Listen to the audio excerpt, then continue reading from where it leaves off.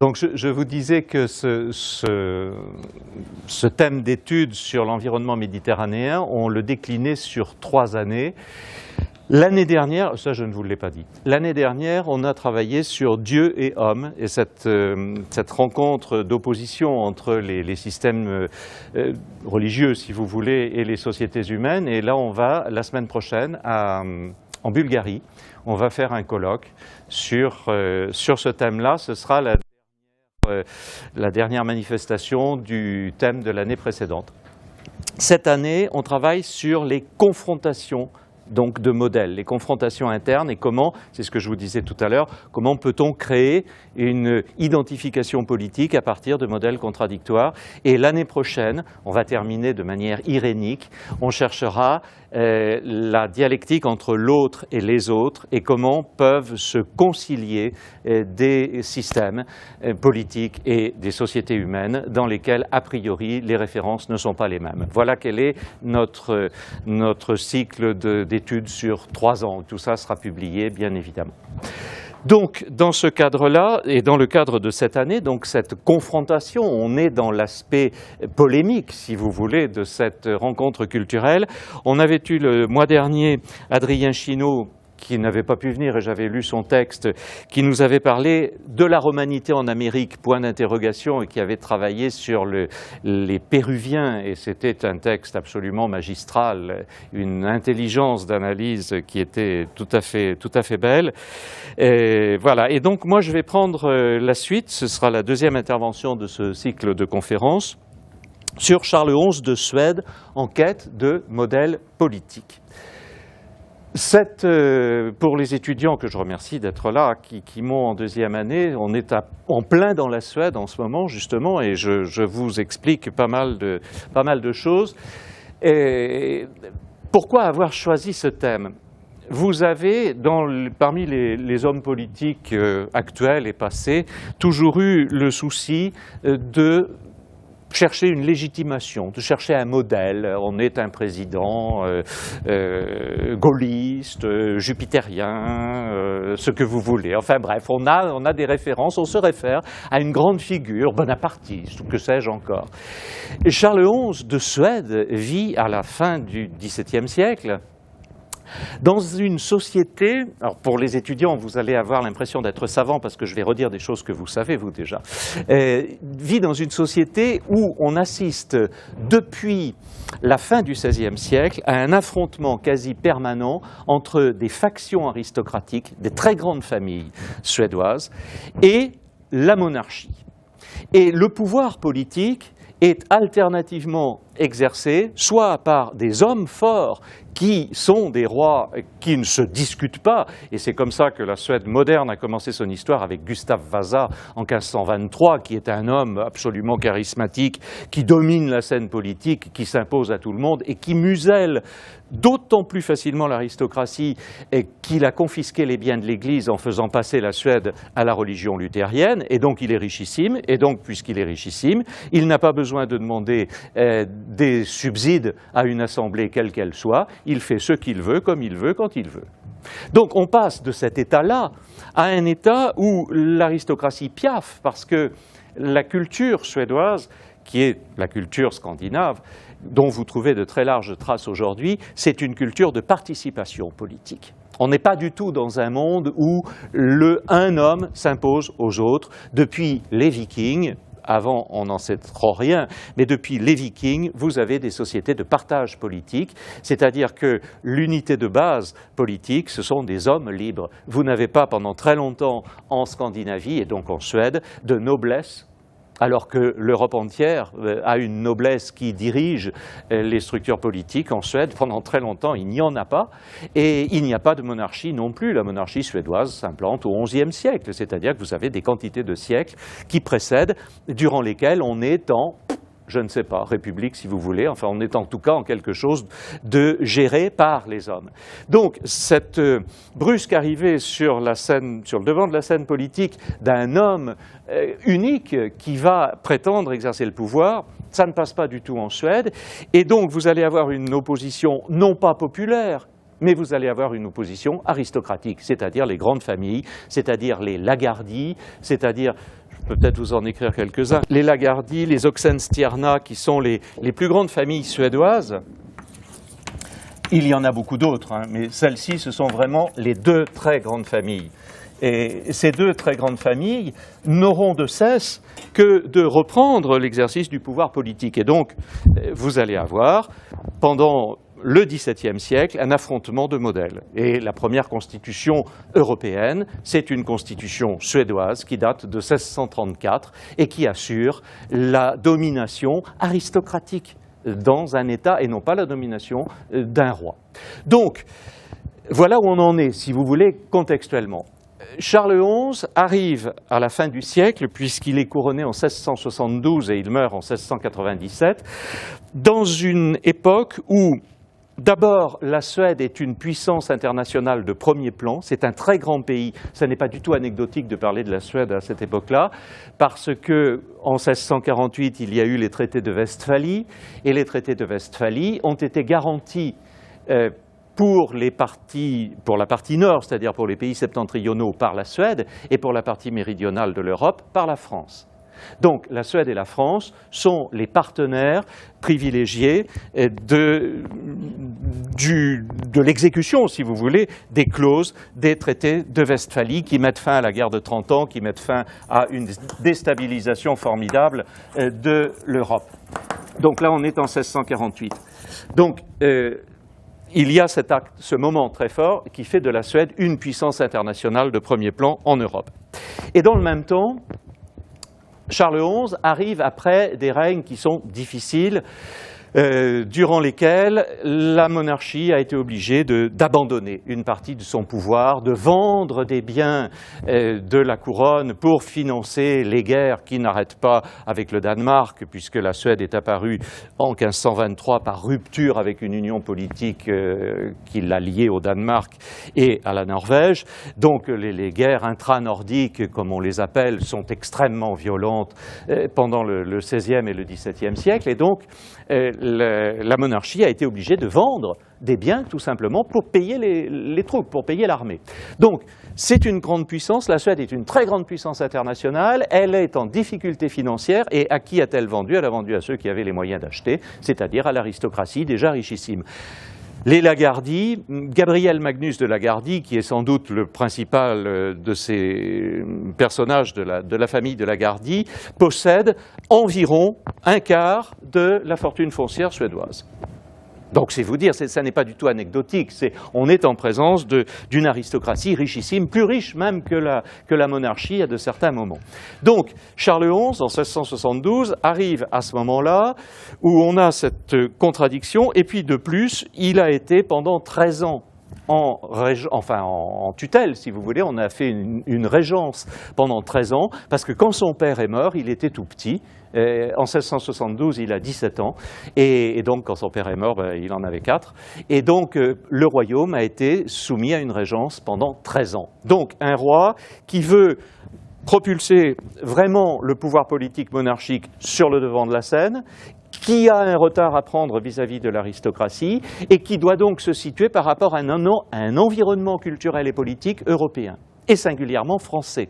Évidemment, puisque les relations entre la Suède et la France sont très étroites depuis Westphalie, depuis le règne de Christine de Suède, qui était une francophile, francophone, parfaite, qui a appelé Descartes en Suède, etc., etc. Donc, les liens sont extrêmement forts, et comment, et c'est ça tout l'enjeu de ce que je vais vous dire, comment ce roi va-t-il essayer de s'affirmer comme une autorité politique indépendante, et donc quel modèle politique va-t-il retenir pour quel modèle politique va-t-il pouvoir mettre en avant pour s'affirmer sur le plan interne et externe. Voilà, Charles XI, le portrait que je vous propose de lui. Ehrenstall, le peintre, c'est le plus célèbre peintre suédois. On va sans cesse parler de lui, enfin je vous le citerai à plusieurs reprises, et je vous ai choisi une peinture qui représente Charles XI à cheval. C'est en effet un cavalier. C'est un cavalier et il a d'abord le souci de montrer à l'aristocratie que lui aussi, c'est un homme qui sait faire du cheval, qui sait se tenir à cheval, c'est un guerrier. Et c'est ça son premier modèle politique. Ça va être un modèle aristocratique, bien sûr. C'est ce que vous voyez là. Vous le voyez à la bataille de Lund. Lund, c'est au sud de la Suède. C'est le moment où la Suède devient victorieuse du Danemark. C'est une très grande victoire suédoise. Donc, c'est un roi victorieux, c'est un roi conquérant. Donc, cette première image, si vous voulez, de Charles XI, je dirais, est une image assez banale. Une image assez banale parce que on dit de lui, c'est un ambassadeur italien qui a dit ça, qu'il n'était véritablement roi que quand il était à cheval. C'était une personnalité assez falote apparemment, Charles XI, intelligence moyenne, son précepteur se désole.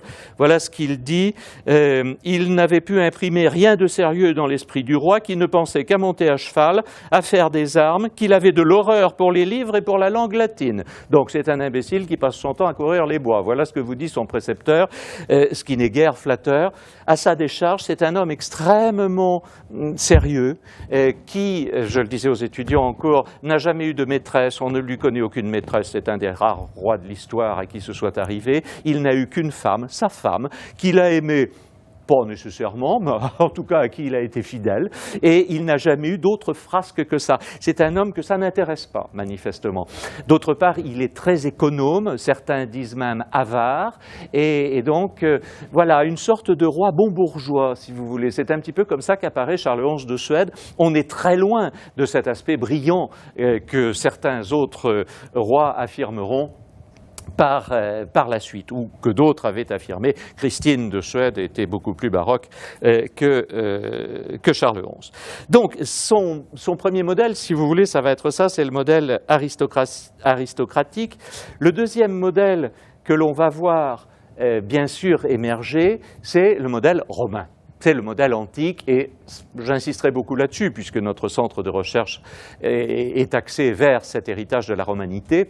Ce modèle romain est très important. Vous avez deux choses. D'abord, vous avez une mode européenne qui promeut la représentation antiquisante. Et beaucoup d'auteurs vous disent que, bah oui, c'est dans l'air du temps, c'est comme ça, voilà, et puis ça ne veut rien dire. Mais si, ça veut dire quelque chose. Et ça, c'est l'objet de ma recherche depuis que j'ai fait ma thèse d'État, puisque j'ai travaillé là-dessus dans le discours des révolutionnaires français sur la place de l'Antiquité. Et c'est quelque chose qui a un sens.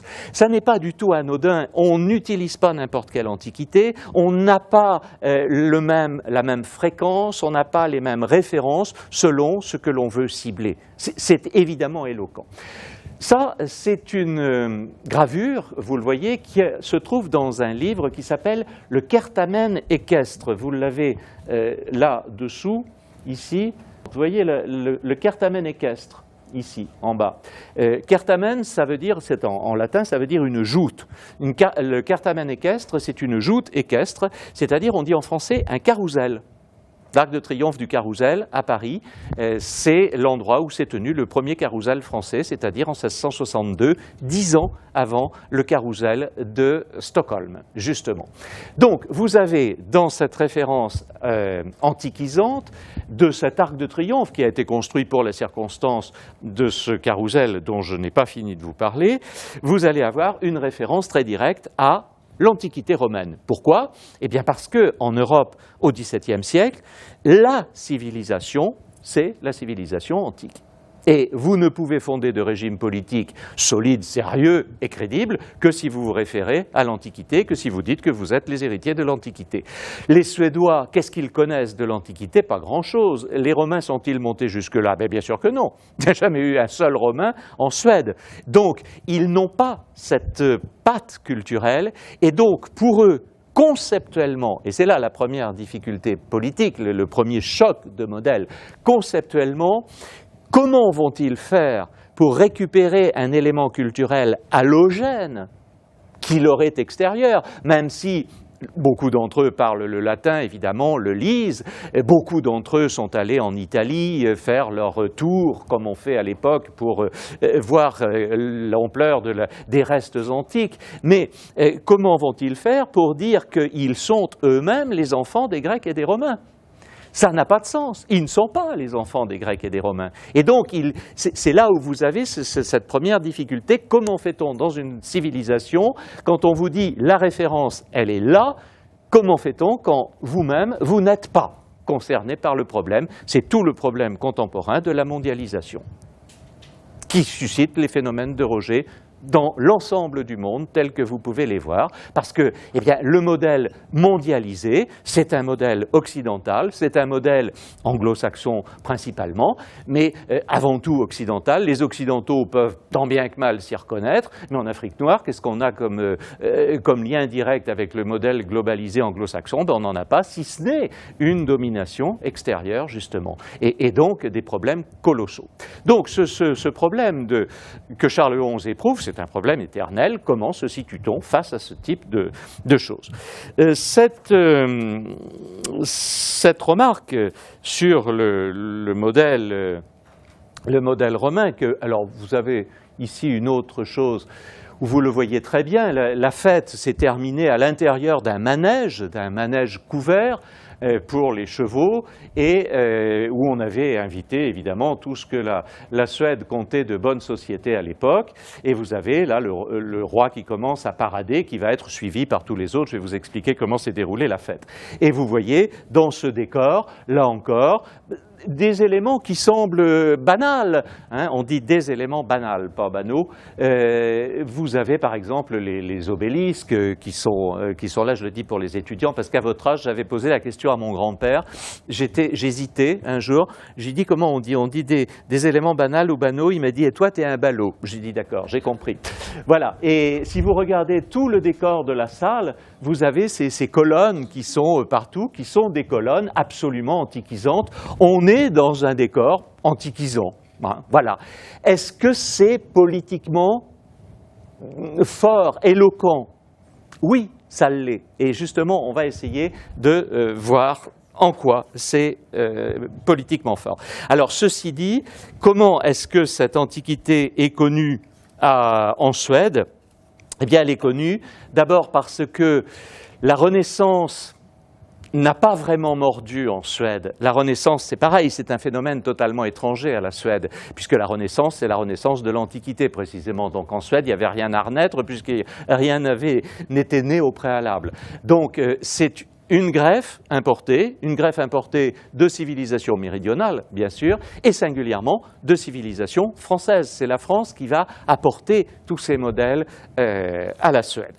Et donc, vous allez avoir une mode depuis le XVIe siècle, mais surtout au XVIIe, vous allez avoir une mode antiquisante, très importante en Suède, largement relayée par Christine de Suède. Et Christine de Suède, qui est une femme très haute en couleur, qui n'a régné que 4 ans, parce qu'elle a abdiqué pour aller faire le joli cœur à Rome et dans le reste de l'Europe, mais elle a utilisé pour régner des quantités de modèles politiques qui sont des modèles français.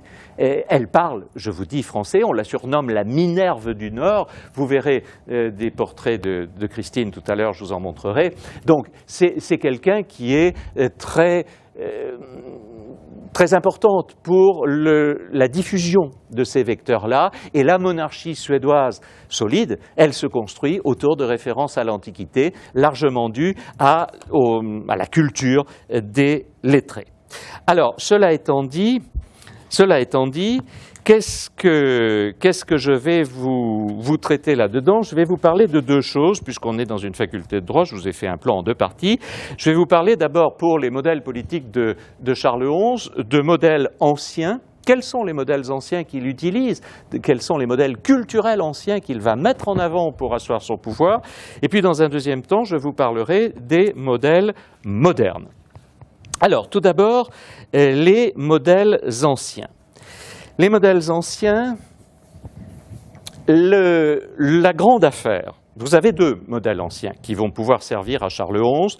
L'un qui est un modèle indigène, c'est-à-dire qui est dû à la réalité locale, c'est le ioticisme, qu'on appelle le courant gothique, qui est évidemment très important. Je ne vais pas avoir le temps de vous développer ça, mais c'est quelque chose qui est tout à fait passionnant. Et puis le deuxième modèle qu'il va utiliser pour asseoir son pouvoir, le deuxième modèle ancien, c'est le modèle antique, justement, le modèle de l'Antiquité gréco-latine. Donc vous avez un vrai modèle local et puis un modèle d'importation. Et puis, si on regarde bien, on s'aperçoit que tout est imbriqué. Et c'est à ça que je voudrais essayer de vous conduire, c'est-à-dire que quand on regarde un tableau qui semble antiquisant, en réalité, il est peut-être beaucoup moins antiquisant qu'on ne croit, et quand il n'y a pas d'antiquité représentée, il y en a peut-être plus en fait qu'on en voit. Parce qu'il ne faut pas s'arrêter justement à ce qui est strictement représenté. Donc, on va partir pour ce ioticisme, je vous dirai un petit mot de ce que c'est après. On va partir de cette représentation de Charles XI. Cette représentation de Charles XI, donc c'est toujours Ehrenstrahl, hein, on doit dire Ehrenstrahl, on ne fait pas la prononciation allemande. Ehrenstrahl en Suède, ce peintre célébrissime qui nous représente Charles XI en Apollon. Charles XI en Apollon, c'est banal. Louis XIV se fait représenter lui aussi en soleil, il se fait représenter en Apollon. Hein. Vous avez au-dessus de la tête de Charles XI cette espèce de rayonnement qui n'est pas une auréole mais qui est le soleil justement. Donc on est bien, semble-t-il, dans une représentation antiquisante avec Apollon, sa cuirasse, etc. Bon, il ressemble à un personnage antique, il est vêtu à l'antique, etc. Si vous vous arrêtez à ça, vous dites, bah oui, finalement, Charles XI se fait représenter à la manière des anciens. Ça n'est pas de l'Antiquité romaine. Le premier plan est antiquisant, l'arrière-plan ne l'est pas.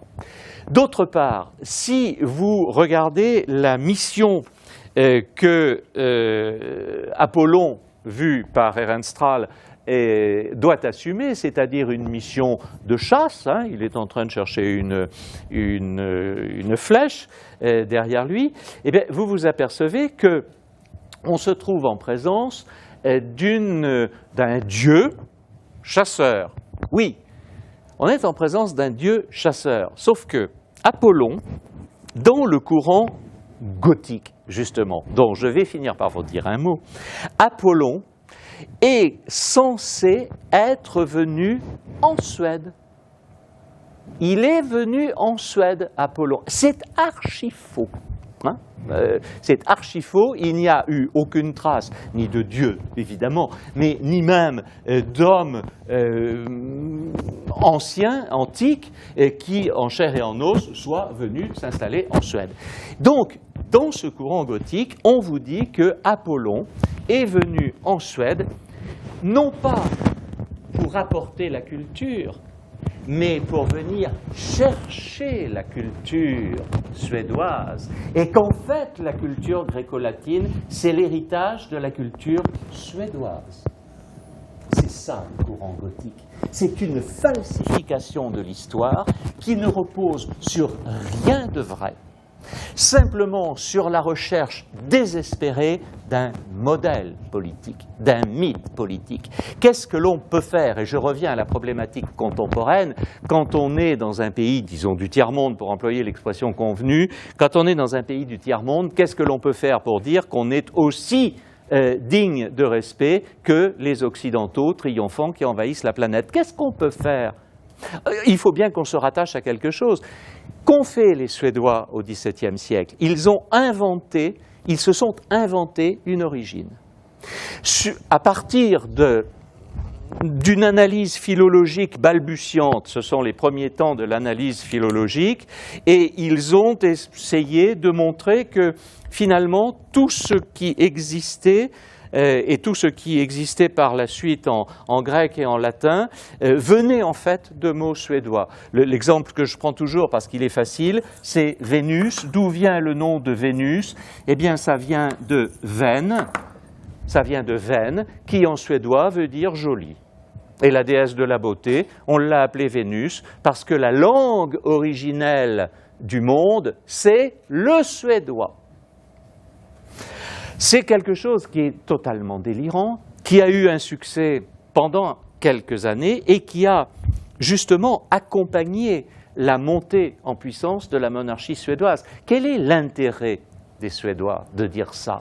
Leur intérêt, c'est de répondre sur deux plans à cette arrogance des Européens du Sud.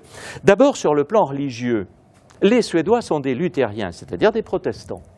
Donc, la religion protestante, elle est extrêmement récente au XVIIe siècle, elle date du XVIe. Bon, donc, par rapport à la religion catholique, il lui manque 1500 ans, c'est quand même pas mal. Donc, si on veut lui donner des lettres de noblesse, qu'est-ce qu'il faut faire?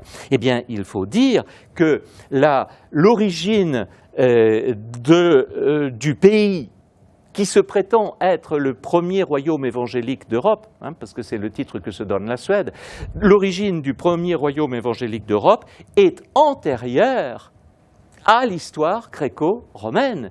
Et donc, on va aller essayer de démontrer que la Grèce et Rome tirent leur existence, et notamment leur culture, de la Suède. Et donc, vous inversez la réalité. Le premier peuple d'Europe, c'est le peuple suédois. Vous avez le même délire dans le Troisième Reich allemand, la langue originelle du monde, le Ursprach de l'humanité, c'est l'allemand. Vous avez ça dans l'islam, on vous dit que les bébés parlent tous arabe quand ils naissent. C'est idiot, c'est aussi idiot que tout le reste.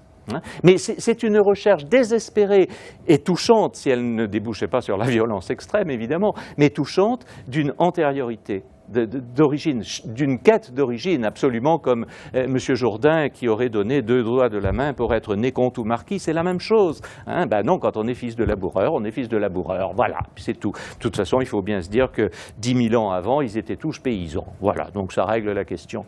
Donc, ça c'est le premier angle, si vous voulez, où le roi de Suède va être obligé de se chercher un modèle politique plus ancien que la Grèce et Rome, c'est le modèle religieux. Sur le plan politique, il est également obligé de se montrer plus ancien que la monarchie française, puisque dans la deuxième moitié du XVIIe, la puissance hégémonique en Europe, c'est la France. Tous les royaumes sont obligés de se situer par rapport à la France, et singulièrement la Suède, à cause des traités de Westphalie. Donc, il faut absolument que Charles XI montre qu'il n'a rien à devoir à la France, et donc qu'il est plus ancien, et il est plus ancien parce que la France, qui s'enorgueillit d'être le royaume qui a pris la suite des Grecs et des Romains, Charles XI lui dit « c'est de la petite bière tout cela, moi à côté je suis beaucoup plus ancien ». C'est absolument la réflexion de Madame de Montespan, je crois que c'est Madame de Montespan qui avait dit ça à Louis XIV quand il se promenait un jour dans le parc, Louis XIV l'agaçait souverainement en lui disant qu'il était roi, qu'il était roi, qu'il était roi, et ça a été sa maîtresse pendant 20 ans, donc ils avaient quand même une certaine intimité, il lui a fait 8 enfants. Et elle lui a répondu « Oh, écoutez, sire, votre noblesse est tellement récente par rapport à la mienne. » Et c'était vrai. C'était vrai, sa famille était plus ancienne que la famille capétienne. Donc, on est toujours dans cette recherche des origines, dans cette recherche de l'antériorité, et là, si le roi de Suède prétend damer le pion au roi de France, eh bien, il faut absolument qu'il dise « Votre modèle antique, mais c'est nous qui l'avons créé. » Et en fait, vous descendez de nous. Alors, ça n'est pas du tout la première fois que ça se fait en matière politique. Vous avez eu, pendant le Moyen-Âge, des quantités de querelles d'érudits qui sont toutes fausses, bien évidemment, sur l'origine des Romains, l'origine des peuples germaniques. Alors, la papauté prétend descendre de Rome. Bon, c'est vrai, institutionnellement, elle descend de Rome, donc de l'Empire romain. Donc, les peuples du Nord, et singulièrement les Germains, ont dit « Mais nous descendons de Priam ». Alors évidemment, Priam, la guerre de Troie, c'est quand même beaucoup plus ancien que la civilisation romaine, et le pape peut aller se rhabiller, si vous m'autorisez la trivialité de l'expression. Mais c'est toujours ça. Donc, il n'y a rien d'extraordinaire à ce que Charles XI fasse ça. Simplement, ce qui est intéressant à constater, c'est la manière dont il le fait. Donc, je vous soumets de nouveau cette peinture. Vous voyez que dans cette peinture, vous avez un personnage qui semble être un personnage antique, mais qui est en fait un personnage antique dans une perspective gothique. Et ce qui doit être pris en compte, c'est beaucoup plus l'arrière-plan que la scène apparente. Donc, télescopage de modèles politiques. Deuxième télescopage de modèles politiques, c'est ce qui va se passer au moment du fameux Carthamen équestre. Alors ce Carthamen équestre, qu'est-ce que c'est? C'est un carrousel. C'est un carrousel, donc c'est un spectacle, une sorte de tournoi, si vous voulez, de tournoi sans affrontement. Et on a cessé les tournois depuis la mort de Henri II. L'éclat de lance dans l'œil du roi, septicémie aiguë et décès du roi. Les tournois ont cessé au XVIe siècle. Et donc on a remplacé ces fêtes qui se faisaient volontiers aussi au moment des couronnements par des jeux de tête et de bagues. C'est le nom officiel qu'on leur donne, c'est-à-dire que ce sont des fêtes dans lesquelles on va soit courir, essayer de récupérer avec une lance une bague qui est à terre, soit taper dans une tête de Turc. Alors, ce n'est pas une vraie, mais ça symbolise une tête de Turc. Donc, au bout de l'allée, on lance le cheval au galop et avec la lance, on essaie de faire tomber la tête du Turc, etc. Ça devient ça. Et donc, ces joutes qui prennent la suite, ces carousels, vont donner lieu à des fêtes absolument considérables. Donc, c'est là que vous allez voir le deuxième modèle vraiment se mettre en place, c'est celui de l'Antiquité classique. Pour le coup. Là, je vous ai parlé de la fausse antiquité avec le ioticisme. Alors, deuxième point là-dedans, l'antiquité classique. Lorsque, en 1672, on donne ce carrousel au moment du couronnement de Charles XI, le roi apparaît sur un cheval avec cette tenue. C'est la tenue du roi qui est conservée dans le musée de Stockholm et avec ses insignes. C'est-à-dire qu'il est habillé en romain, en soldat romain. Mais il porte comme titre le Chevalier de la Gloire. Le Chevalier de la Gloire, c'était le titre de Louis XIV au moment du carrousel de 1662. Donc là encore, vous avez une rencontre, un télescopage de modèles. Mais bon, disons que vu de l'extérieur, la tenue du roi est parfaitement une tenue antique. Ce carrousel va permettre au roi d'affronter, de s'associer avec des Polonais, bataillons de Polonais. Vous avez la gravure qui a été faite à ce moment-là, donc c'est vraiment très très costumé. Et l'objectif politique, si vous voulez, de ce carrousel, au-delà de célébrer le roi qui vient de prendre le pouvoir, c'est de montrer que ce chevalier de la gloire, ce roi luthérien, parce qu'il détient la vérité religieuse et parce qu'il détient l'antériorité historique, va conduire l'Europe entière chrétienne, toute puissance confondue, catholiques et protestants, à la victoire contre l'islam des Turcs. Et donc vous avez 4 escadrons dans ce ce carrousel. Vous avez l'escadron des Romains qui est emmené par le roi, habillé en romain.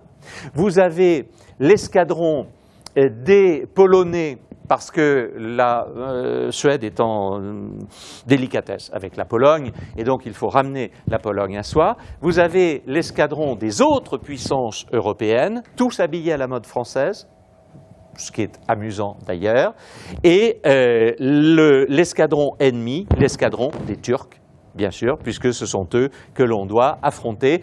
On est en 1672, le deuxième siège de Vienne par les Turcs, c'est 1683, c'est 10 ans après. Donc, la menace ottomane est maximale en Europe, évidemment, à la fin du XVIIe siècle. Tout le monde a peur des Turcs, tout le monde a peur des Turcs depuis très longtemps, et donc ce que prétend faire Charles XI, c'est unifier l'Europe sous la houlette de la couronne suédoise, au nom de la foi chrétienne, pour sauver l'Occident. C'est ça le message politique. Donc, vous imaginez qu'avec un objectif semblable, il a besoin de modèles, il a besoin de références absolument considérables et absolument impossibles à remettre en cause. Il y a longtemps qu'on le représente en costume romain. Hein, là, il est tout petit, le tableau a été fait à peu près vers 1660, il est déjà habillé en romain, mais là encore, c'est quelque chose que vous avez dans plusieurs autres règnes, ça n'est pas spécifique à lui. La reine Christine s'est fait représenter, elle aussi, bien évidemment, en romaine, ou en grec, enfin bon, c'est quoi? C'est gréco-romain, cette médaille. Bon, et là, sur cette gravure, vous avez une représentation absolument extraordinaire de Christine de Suède en Minerve du Nord. Hein, voilà le surnom qui lui a été donné, la Minerve du Nord. Et qu'est-ce qu'elle prend? Eh bien, elle prend la chouette d'Athéna, manifestement, et puis le reste, c'est vaguement, oui, c'est vaguement antiquisant. Donc, si vous voulez, ces références à l'Antiquité classique, ces références à l'Antiquité classique, elles sont tout à fait usuelles, je dirais, à l'époque. Lorsque Charles XI se fait couronner, on va lui sculpter, enfin lui fondre une médaille. On va lui fondre une médaille où il est représenté. Alors la médaille est d'esprit romain. Vous voyez l'écriture. D'abord, c'est écrit en latin. Ça n'est pas écrit en français ni en suédois, ni en allemand. Ça aurait pu être ces trois autres langues-là. C'est écrit en latin et le roi est représenté à la manière des empereurs romains. Sauf que si la tunique, à la limite, le haut de la tunique peut faire penser à quelque chose de vaguement antique, si sur la tête il a bien effectivement une vague couronne de laurier, tout ça c'est antique, c'est sûr. Les cheveux, c'est pas ça. Les cheveux, c'est pas ça, et les cheveux, c'est français. Les cheveux, c'est la mode française. Et vous avez là encore derrière cette image, qui est une image vraiment, pourtant très clairement antiquisante, vous avez quand même aussi la présence française, parce que justement, la définition de lui-même que Charles XI doit donner, c'est par rapport à l'Antiquité et par rapport à la France.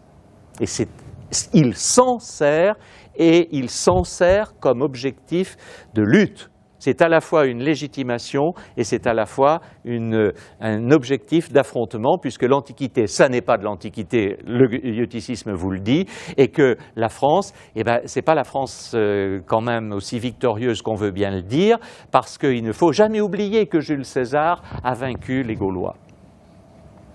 Et ça, c'est très important aussi, vous verrez pourquoi un petit peu plus tard. Donc, on est en présence de ces représentations antiquisantes de Charles XI. Vous avez ici la même chose, sauf que si vous regardez, bien sûr, quand on le voit comme ça, c'est romain.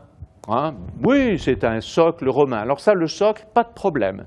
Il est romain, c'est écrit en latin, on est d'accord. Le buste, qu'est-ce qu'on trouve? Vaguement cette tunique et puis un petit peu la couronne de laurier, mais c'est tout. Et après, qu'est-ce qu'il y a d'antique là-dedans?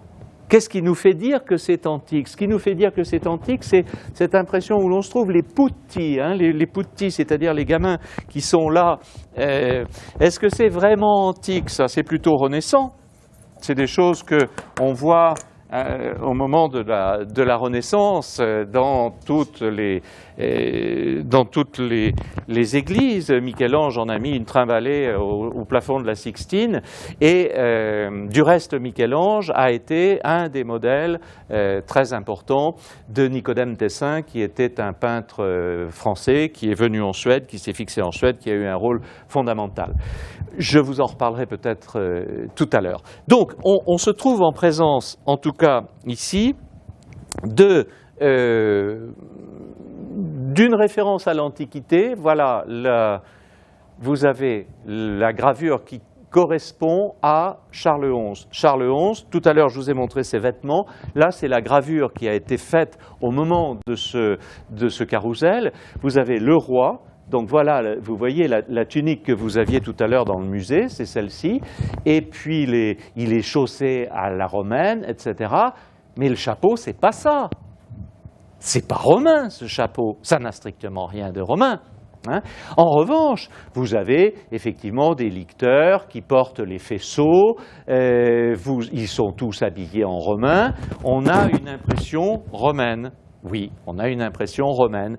Sauf que le titre, d'abord, hein, vous l'avez à la fin, Equitis Gloriae, le chevalier de la gloire. Ce titre, c'est le titre, encore une fois, de Louis XIV. Et donc, on est un peu loin de la référence strictement antique. Au demeurant, cette référence antique, elle n'est pas une invention de la royauté même. Vous avez des personnages de l'aristocratie germanique qui se sont fait représenter en personnages antiques, et c'est quelque chose de parfaitement connu dans la culture germanique de l'époque. Donc, vous voyez que, en soi, la représentation antiquisante n'est pas strictement antiquisante parce qu'il y a des éléments qu'il faut décoder, et le fait même qu'il existe cette référence antiquisante, ça n'est pas nécessairement un rappel direct à l'Antiquité, c'est peut-être beaucoup plus l'inscription dans une culture germanique. Donc, toujours le piège de ces références, comment faut-il les voir? Alors là, une représentation de 1616 hein, qui a été faite, et puis vous avez une deuxième représentation que je peux vous montrer ici, pareil, même date, en Scipion, hein, et avant en Priam, ce sont des princes allemands. Ce sont des princes allemands qui se font représenter en personnages antiquisants, avec une prétention d'antériorité historique. C'est difficile à dire, on ne va pas entrer dans l'ère germanique parce que c'est complexe, mais il n'y a pas là de volonté d'indépendance politique. Donc la référence à l'Antiquité en soi toute seule n'est peut-être pas le symbole de la volonté d'indépendance politique aussi. Hein, même si, par ailleurs, c'est ça, bien sûr. Hein. Donc, une référence qui est éminemment compliquée, comme vous le voyez. Avant de passer à la deuxième partie, vous avez quelque chose qu'il faut noter aussi, c'est que dans le repas qui a été fait au moment de ce carrousel, alors il y a eu un monde fou, 565 personnes, 19 décembre, un froid de canard, évidemment, vous imaginez à Stockholm, la fête dans le manège dont je vous ai montré la gravure tout à l'heure, avec les milliers de bougies qu'il y avait évidemment pour éclairer, qui dégagent une chaleur torride et surtout une odeur pestilentielle. Donc il a fallu ouvrir les fenêtres pour faire partir la fumée. Tout le monde se gelait. On a des narrations d'ambassadeurs, et notamment de l'ambassadeur italien dont je vous parlais tout à l'heure, qui a été obligé de quitter la fête parce qu'il était en train de geler sur place, tout simplement. Et alors quand on vous décrit cette fête, on vous dit que ça a été extraordinaire, c'est la plus grande. Le cortège s'est ébranlé à 2 h de l'après-midi. La nuit tombée que la queue du cortège n'avait pas atteint la place où il y avait l'Arc de Triomphe. Oui, sauf qu'à Stockholm, en hiver, la nuit tombe à 2 h 30. Donc, il faut quand même aussi être sérieux. Entre 2 h et 2 h 30 ou 3 heures, allez, s'il fait vraiment clair, ça ne fait pas non plus une cérémonie colossale. Donc là aussi, il faut faire très attention aux narrations telles qu'elles sont présentées. Ceci donc pour une petite transition. Donc, je vous parlais de ces modèles anciens, gothiques, Antiquité classique. On va voir dans un deuxième point les modèles modernes. Les modèles modernes, le premier de ces modèles modernes, alors je passe là-dessus parce qu'il faudrait que je m'attarde davantage, je n'ai pas le temps de tout vous détailler. Le premier de ces modèles modernes, on peut peut-être le trouver là-dedans, c'est cette porte qui fait penser aux portes de Louis XIV à Paris. La porte Saint-Denis, ça ressemble absolument à ça. On est dans une esthétique tout à fait XVIIe, tout à fait française. Esthétique tout à fait française. Alors là, bien sûr, le portrait équestre de Charles XI, c'est pourtant toujours Ehrenstrahl qui l'a peint, mais on est absolument, c'est quasiment Louis XIV. C'est quasiment Louis XIV. Ce sont les cheveux, c'est le cheval qui se dresse. Bon, la tunique, elle est, oui, vaguement antiquisante si on veut, mais enfin, les chaussures, c'est franchement les chaussures de l'époque. Vous savez que Louis XIV était tout petit et les hommes politiques qui sont tout petits ont toujours des problèmes de talonnettes. Et Louis XIV avait un problème de talonnettes très sérieux et donc il avait des talons qui étaient au moins hauts comme ça. Il faisait, je crois, 12 cm de hauteur. Et donc, quand le roi apparaissait avec la perruque, qu'on faisait gonfler un peu et monter, et les talonnettes qui surélevaient par en bas, il apparaissait comme extrêmement grand. Et le portrait par Rigaud, que vous connaissez tous, qui a été suspendu dans le palais de Versailles, a été suspendu les pieds à la hauteur des yeux des observateurs. Alors évidemment, quand vous regardez par en dessous, il était gigantesque. Louis XIV, en fait, c'était pas vrai du tout, il était petit. Voilà, donc cette mode française, on la retrouve absolument partout. On la retrouve ici, bien sûr, la grande galerie du château de Drottningholm, qui est le château royal de Stockholm, c'est absolument de l'art français. Ça n'a rien d'étonnant, l'un des grands peintres qui ont présidé à la décoration de Drottningholm, mais pas seulement, le château des Trois Couronnes aussi, vous avez deux châteaux royaux à Stockholm, c'est Nicodème Tessin. Son prénom, c'est Nicodème. Il y a le père et le fils, qui sont des artistes français, qui sont venus se fixer en Suède et qui ont décoré ces châteaux parce que les châteaux ont brûlé à 3 reprises. Et donc, à chaque fois, il a fallu refaire le décor. Donc, ce décor est un décor à la française, bien évidemment. Et Nicodème Tessin a fait venir des quantités de sculpteurs, d'artisans spécialisés dans le stuc, dans le plâtre, qui sont pour la plupart d'entre eux français et qui vont donc apporter cette mode. D'autre part, il est en relation, et on a toute la correspondance, et j'ai un petit peu travaillé sur cette correspondance, avec son correspondant suédois qui est à Paris, hein, et Nicodème Tessin commande à ce correspondant suédois qui réside à Paris des quantités de moules. Les moules pour faire les ferrures du château de Drottningholm. Les ferrures du château de Drottningholm ont été faites à partir des moules qui ont servi à faire les ferrures des grands appartements de Versailles.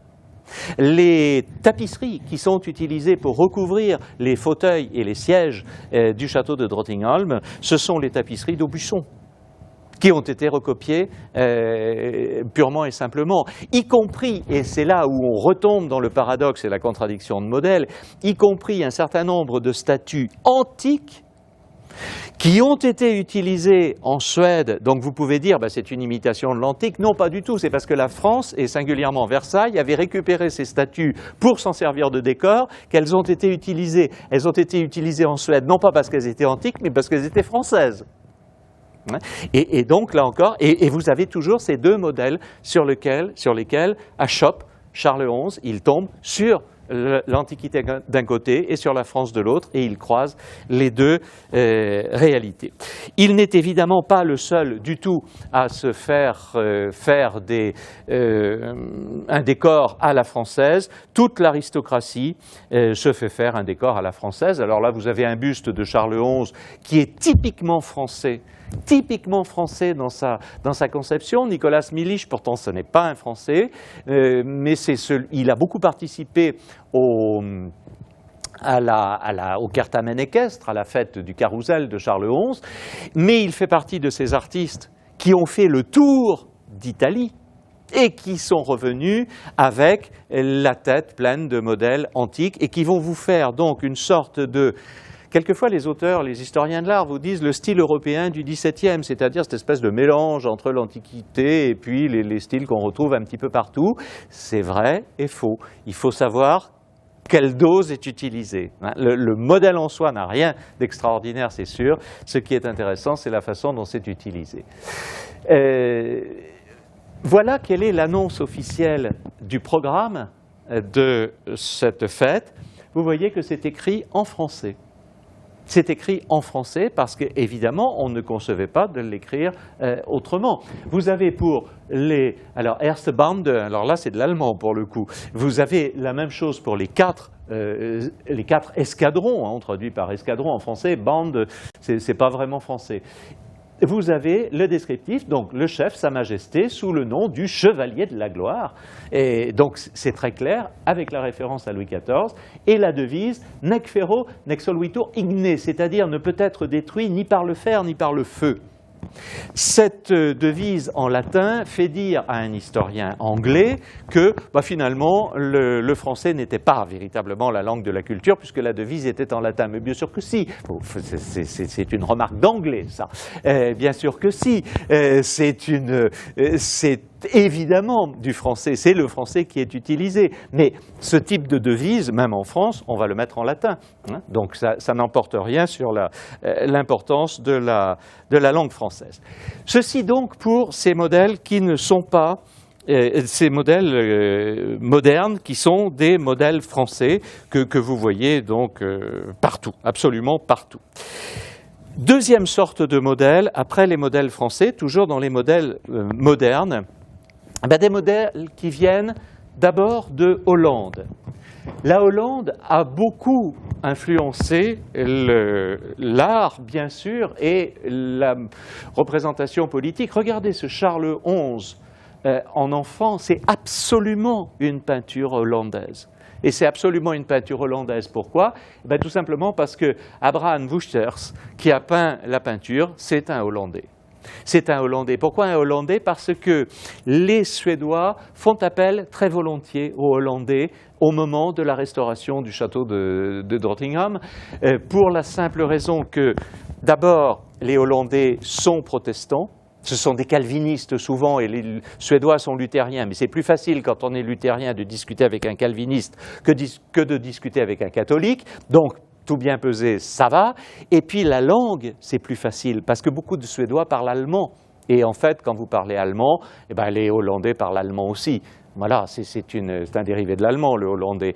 Et donc, c'est plus facile de s'entretenir avec eux que de s'entretenir avec des Français qui, eux, vont parler français. Sachant que le roi Charles XI ne parle que suédois et allemand. Il ne parle pas le latin, il ne parle pas le français, c'est-à-dire les langues qu'on parle quand on est cultivé à son époque. Donc ça veut dire que tous les artistes qui ont travaillé, et singulièrement Nicodème Tessin évidemment, mais lui il parlait en suédois, on le sait, et donc ils ont été obligés de s'adapter. Donc, modes qui viennent de Hollande. Mode turc. Ah, l'escadron des Turcs. L'escadron des Turcs... L'Orient fascine et terrifie les Occidentaux, et ça va durer pendant très très longtemps. Hein, et c'est toujours, vous avez toujours quelque chose comme ça dans la relation des Occidentaux avec l'Orient. Et donc ces Turcs, ils sont à la fois épouvantables. Regardez ça, la tête qu'ils ont des têtes de Turcs. Bon, mais il y a un luxe de détails, il y a une richesse absolument extraordinaire dans ce bataillon des Turcs.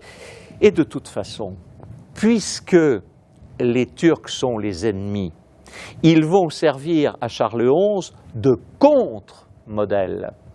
Parce que quand vous étudiez les modèles qui influencent tel ou tel, il faut non seulement chercher le modèle positif sur lequel on va s'appuyer, mais il faut aussi chercher le contre-modèle, c'est-à-dire ce contre quoi on va bâtir son imaginaire.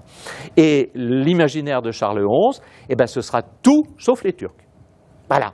Et donc, on va, pour représenter le monde politique parfait en allégorie, on va vous montrer 3 bataillons, je les reprends, suédois, polonais et les autres puissances européennes, contre le bataillon des Turcs.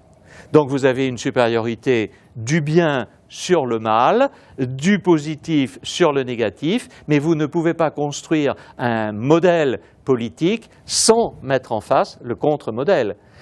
Ce que vous avez aujourd'hui dans le discours politique de base, hein, le TINA de Margaret Thatcher, There's no alternative, c'est exactement ça. C'est-à-dire, vous faites ça, ce que je vous propose, c'est non seulement bien, mais l'inverse, c'est quoi ? C'est qu'il n'y en a pas. C'est ce que le général de Gaulle vous disait, c'est moi ou le chaos. C'est la même chose. Hein, voilà, donc là, c'est soit moi, le chevalier de la gloire, je vous emmène à la victoire, soit c'est les Turcs, c'est ça que vous voulez? Et donc, on va faire passer le message de cette manière-là. Donc, en fin de compte, qu'est-ce qu'il utilise comme modèle, Charles XI? Je vous ai parlé du ioticisme, de l'Antiquité, de la France, d'autres modèles européens, tout ça mélangé, tout ça matiné l'un avec l'autre. Et en réalité, la question que moi je dois me poser en tant qu'historien du droit et historien des institutions, c'est quel type de régime est-il en train de construire? Et la question que je pose sans cesse aux étudiants, sommes-nous en présence d'une monarchie absolue? Est-ce que c'est une monarchie absolue? Si vous regardez comment ça se dit en suédois, la monarchie absolue, alors c'est souveraineté, vous savez, c'est ce que je vous dis tout le temps en cours, ils ont pris le mot français et ils l'ont suédisé, hein, c'est la souveraineté, mais vous avez un mot qui est le mot qui est utilisé pour désigner le régime que l'on traduit par monarchie absolue, c'est envälde. Envälde. Et si vous cherchez à savoir ce que ça veut dire, alors j'ai cherché bien sûr dans un dictionnaire suédois-français, comment on traduit? On traduit par monarchie absolue, donc ça ne m'a pas satisfait. Je suis donc allé chercher dans le dictionnaire étymologique de la langue suédoise, donc écrit en suédois pour des Suédois. Qu'est-ce que ça veut dire, envälde? Eh bien, la définition que j'ai trouvée, c'est très simple, c'est, je l'ai marqué là, État, la Respublica, État ou personne dans lequel un petit groupe possède tout le pouvoir. État ou personne dans lequel un petit groupe possède tout le pouvoir. C'est-à-dire que ce que l'on traduit du suédois par monarchie absolue, ça n'est pas de la monarchie absolue, c'est de la monarchie personnelle. Parce que vous n'avez aucune construction juridique dans le mot envälde, vous avez simplement l'état d'une domination d'un homme sur les autres. Et donc, ce que Charles XI veut faire à travers toutes ses représentations politiques, c'est affirmer la domination d'un homme, lui-même, contre l'aristocratie, contre les Turcs, contre les Français, c'est-à-dire contre le reste du monde. C'est ça qu'il est en train de construire comme système politique. Et donc, ce que moi je dirais, si vous voulez, si je résumais le style que Charles XI utilise, est-ce que c'est du style gothique, est-ce que c'est du style antique, est-ce que c'est du style français, est-ce que c'est du style européen? Eh bien moi je dirais c'est du style personnel, c'est du Charles XI qu'il fait. Et pourquoi est-ce qu'il fait du Charles XI? Si vous regardez cette autre peinture à l'origine, hein, toujours Ernst Strahl, de Charles XI, à cheval, toujours, hein, c'est là qu'il était véritablement un grand homme, si on reprend l'italien, vous vous apercevez qu'on est très proche de ça. On est très proche de cette représentation de Charles Quint. Hein. Évidemment, sauf que dans la représentation de Charles Quint, vous avez un certain nombre d'attributs qui sont des attributs impériaux. La couleur, bon, il a un cheval noir, l'empereur avait un cheval blanc. Mais bon, mis à part ça, on est dans un décor impérial antiquisant. Chez Charles XI, on n'est pas dans un décor ici antiquisant, on est dans un décor qui est tout à fait personnel. Et si vous prenez la salle du Conseil de Charles XI, le Riksråd, les étudiants dont je vous parle tout le temps en ce moment, si vous prenez la salle du Conseil, quel est le décor de cette salle du Conseil? Est-ce qu'on est en présence de quelque chose d'antiquisant? Oui, on a quelques pauvres colonnes plaquées, là, ici et là. Bon, et puis, mis à part ça, qu'est-ce que vous avez? Ben, vous n'avez pas grand-chose. Vous avez une structuration de l'espace qui fait penser à une gravure de Dürer, que mes jeunes ont retrouvé, que j'ai déjà perdu, donc vous pouvez me la renvoyer. Ils l'ont retrouvé sur Internet. Je suis très content parce que j'ai fait ça pendant très longtemps quand j'étais chargé de TD au début de ma carrière, et puis j'avais perdu les références. Et cette gravure de Dürer, elle représente l'empereur du Saint-Empire romain germanique au fond de la salle, absolument comme là, vous avez Charles XI, avec un carrelage qui mène directement à l'empereur. Même chose ici, et puis sur le côté, vous avez les membres de l'aristocratie. On est dans une représentation figurée de l'espace qui est extrêmement classique pour la période moderne. Et puis surtout, ce qui m'intéresse peut-être le plus, et puisque c'est l'heure que je m'arrête de parler, je vais terminer par cette gravure qui, à mon avis, représente exactement les modèles politiques dont Charles XI se sert. C'est cette pyramide qui a été dressée au moment de son couronnement, donc ce fameux 19 décembre 1672, et pyramide à degrés. Pyramide à degrés, on est en plein dans l'histoire biblique. Hein, c'est la tour de Babel, là la référence elle est claire. Pyramide à 13 degrés. Pourquoi 13 degrés? Parce que la régence de Charles XI avait duré 13 ans. Donc c'est une représentation figurée antique, mais cette fois antiquité vétérotestamentaire, parce que pour les luthériens, Adam a été une sorte d'évêque de l'Église luthérienne primitive. Bureus dit ça dans les premiers à développer les théories du eutychisme. Donc on est habitué à ce genre de délire. Donc c'est une référence à l'Antiquité vétérotestamentaire récupérée par la religion luthérienne qui renvoie en fait à de l'histoire personnelle et non pas à de l'histoire symbolique. Ce sont les 13 ans de régence de Charles XI Petit. Et si vous voyez comment ça se termine, donc c'est une pyramide antique, je veux, bien, oui, si on veut. Au-dessus, qu'est-ce que vous avez? Vous avez la couronne du roi. Et c'est ça qui domine. Et c'est ça qui domine. Ce qui est en haut, c'est la couronne du roi.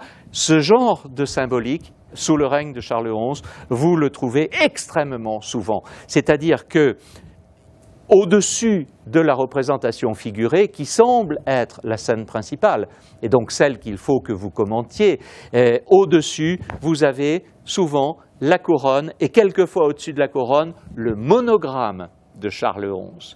On est en présence d'un système d'Anvelde, effectivement, de pouvoir personnel, qui n'est pas du tout un pouvoir absolu. Il n'y a aucune référence juridique à une construction de l'État dans toute cette symbolique politique. C'est uniquement une construction du pouvoir personnel et rien d'autre. Et donc, je suis là, et cerise sur le gâteau, si vous voulez, clin d'œil, alors ça c'est moi qui le dis, mais bon, on a choisi de prendre cet angle de vue pour représenter la pyramide, avec au fond le palais d'un aristocrate qui est en cours de construction. Simplement, il n'était pas achevé. Et donc, comme il n'était pas achevé à ce moment-là, pour que ça ne fasse pas moche sur la gravure, on a mis des fumées. Ça peut être, il y a eu un feu d'artifice à la fin. Bon, ça passe dans le moment. Bon, d'accord, très bien. Oui, mais si vous mettez un nuage devant le palais de l'aristocratie, c'est que Charles XI a réussi à obscurcir la puissance de l'aristocratie. Et ce qui triomphe de la puissance aristocratique, ça n'est pas une res publica, c'est Charles XI lui-même, tout seul, comme un grand, qui s'affirme face à ce système-là. Voilà, merci.